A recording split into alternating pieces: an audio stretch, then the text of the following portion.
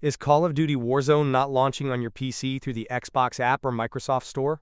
Whether the game doesn't respond, gets stuck on a black screen, or crashes on startup, this video will guide you through step-by-step solutions to get Warzone working again on Windows 11 and Windows 10 for Game Pass users.